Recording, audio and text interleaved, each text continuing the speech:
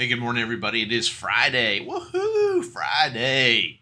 Friday, August 11th. And what do we have on the docket today? We have some 8:30 news, core PPI month over month and PPI month over month. Both were above expectations, and the market did not like it. So we'll talk about that in a second. At 10 a.m. today, we have the preliminary University of Michigan consumer sentiment and preliminary University of Michigan inflation expectations at 10 a.m. So after 10 a.m., no news.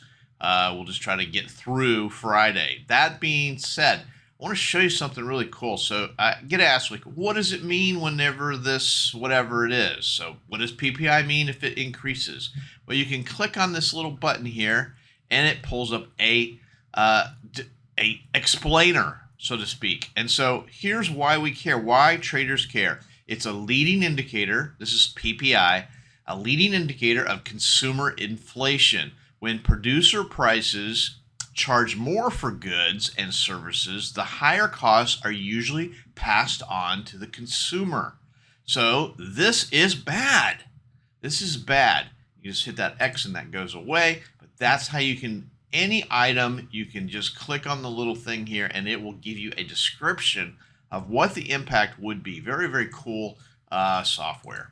That being said, let's go over and see if what we got on the daily chart. Daily chart, this looks just ugly. Continued weakness, and we continue to make lower lows. Really kind of ugly.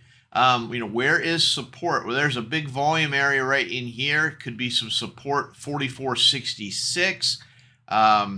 It could also go down to this low volume node somewhere in the 44.50 range. On the upside, maybe 4,500, but they got to get above 4,500 and close above 4,500 if we are going to mount any kind of recovery. As we just got a series of lower lows, it really does look ugly. Let's take a look at the inventory. Inventory was correlated and continues to be ugly. Yesterday, we're down 7,600 on a pretty decent market move. It is correlated, so it is working like it's supposed to. Nothing really to talk about there. On the intraday, there's the big spike in PPI. PPI comes out, it's higher than expected. Market doesn't like it. It's got a little bit ugly. So where are we at here? We've got some resistance on the top side. I don't think we really have any resistance until you get above 4,500. Get above 4,500, and then you have some resistance. Maybe a little bit around 4,490, but mostly 4,500 and up. It's definitely got some at 4,523.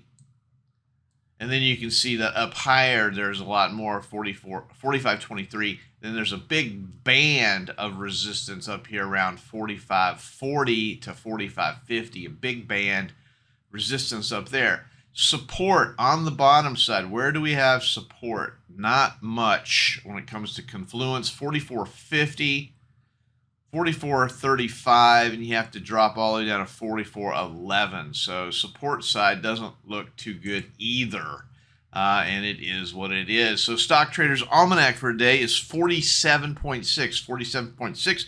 So that gives us a negative bias from the Stock Trader's Almanac of about 4% off of 50/50. So is a negative bias, is what it is.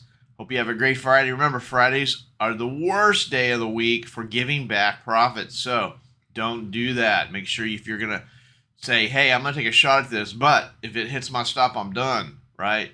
Don't give your money back. Have a great day, and I'll see you guys on Monday. Oh, remember, comment, subscribe. Hey, thanks for watching the Morning Brief. Check out my website for more information, oneononetrading.com. Take a look at the Troy levels, a trade location finder for the futures markets. Help you find those levels of support and resistance that are just so hard to find. I also do personal coaching and mentorships. So go ahead and take a look at my website, oneononetrading.com. Thanks.